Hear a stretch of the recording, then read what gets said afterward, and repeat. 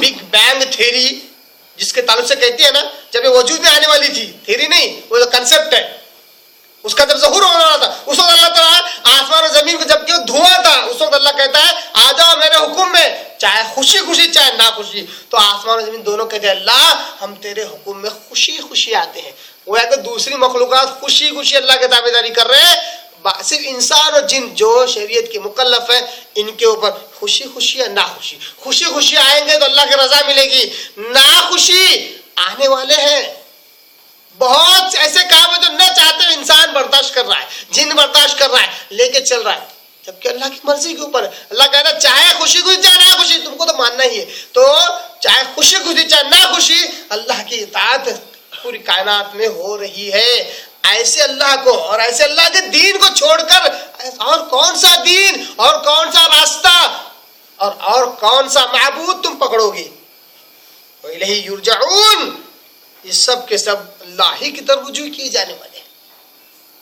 इसी तरह अल्लाह तबारक तआला बड़े प्यारे अंदाज से आसमान और जमीन का तज़किरा आया, क्या कहा? चाहे खुशी हुई चाहे ना खुशी, आसमान और जमीन की हर चीज अल्लाह के ताबे है। अल्लाह की कुदरत ऐसी है, आसमान और जमीन का संभालना अल्लाह के लिए कोई मुश्किल काम नहीं है। ये बात बयान करने के लिए आयत दलील के तौर पर पेश कर रहा हूँ। इसी तरह सूरह अनआम, बहुत आयतें हैं, सिर्फ 2 ही आयतें लाया हूँ ताकि कम वक्त में आपके आगे जामा बात रख सकूँ। सूरह अनआम सूरह नंबर 6 की आयत नंबर बिल्कुल इब्तिदाई आयत है, 14 से लेकर 18 तक बड़ी प्यारी आयतें हैं, तौहीद को बतलाने वाली, शिर्क का रद्द करने वाली। अभी आपने देखा कि सूरह आल इमरान में भी अल्लाह ने अपना तारुफ कराया, तौहीद को साबित किया, शिर्क का ही रद्द किया। इसी तरह सूरह अनआम की आयत नंबर 14 में अल्लाह तबारक तआला कहता है, कुल ऐ मोहम्मद सल्लल्लाहु अलैहि वसल्लम आप कहिए, गैरुल्लाहि अत्तखिज़ु वलिय्या। बड़ी प्यारी आयत है, अगर एकदम सीधे साधे अंदाज में सादगी के साथ अगर इसका तर्जुमा करें ना तो शिर्क की बीख कनी हो जाएगी। जो आज लोग वली वली वली वली वली के नाम से वली का जो गलत माना लेकर शिर्क में मुलविस है, उनकी बीख कनी हो जाती है, जड़ से कट जाते हैं वो। देखिए आयत क्या है, सादगी के साथ तर्जुमा कर रहा हूँ। ऐ मोहम्मद सल्लल्लाहु अलैहि वसल्लम आप कहिए, आप पूछिए, आप बोलिए, गैरुल्लाह, कि अल्लाह को छोड़कर, क्या अल्लाह को छोड़कर, अत्तखिज़ु वलिय्या, मैं कोई वली पकड़ूं, ये तर्जुमा है इसका सादगी के साथ, कि अल्लाह को छोड़कर कोई वली पकड़ूं मैं, जबकि अल्लाह ही कारसाज, अल्लाह ही मददगार, अल्लाह ही मुसीबतें दूर करने वाला, अल्लाह ही बच्चे देने वाला, अल्लाह ही औलाद देने वाला, अल्लाह ही हम पर खुशियां निछावर करने वाला, अल्लाह ही हमें मुसीबतें देने वाला, अल्लाह ही हमें बीमार करने वाला, अल्लाह ही हमें शिफा देने वाला, सब कुछ अल्लाह। अल्लाह को छोड़कर कोई वली पकड़ूं मैं, इस सादगी के साथ तर्जुमा करो। हकीकत में यहाँ वली से मुराद माबूद है, कि अल्लाह को छोड़कर कोई और माबूद मैं पकड़ूं। मालूम हुआ कि किसी के आगे रोना, गिड़गिड़ाना, मदद मांगना, दुआएं करना ताकि मत दूर हो अल्लाह के अलावा किसी और से, वो माबूद होता है। तो अगर वली को इस हैसियत से अगर पुकारा जा रहा है तो वो वली माबूद हो गए, तभी तो इबादत के सारे काम सर अंजाम दिए जाते हैं। वहां पर रुकू किया जाता है, सिजदा किया जाता है, रोया जाता है, गिड़गिड़ाया जाता है, तवाफ किया जाता है। इबादत की उमूर है जो उनके लिए अंजाम दिया जाता है, तो गोया कि वो माबूद ही है। अल्लाह कहता है कुल गैरुल्लाहि, ऐ रसूल आप कहिए कि अल्लाह को छोड़कर मैं कोई वली पकड़ूं, कोई कारसाज पकड़ूं, कोई माबूद पकड़ूं। फातिरुस समावाति वल अर्द, अल्लाह कौन है?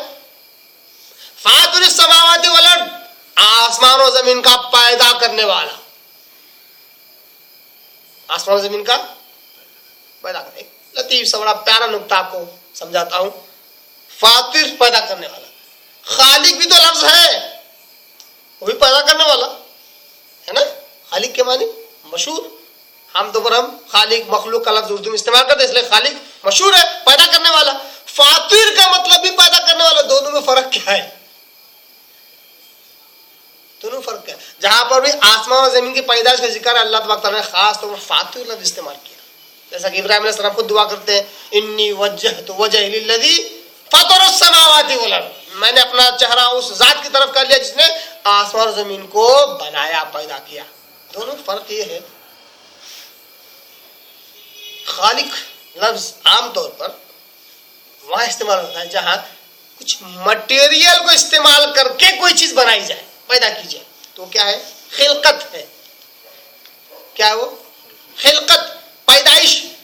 کسی مٹیریل کو استعمال کر کے اگر پیدا کیا جائے تو اس کو کہتے ہیں خالق. جب بغیر مٹیریل کی کوئی چیز پیدا ہو جائے اس کو کہتے ہیں فاطر.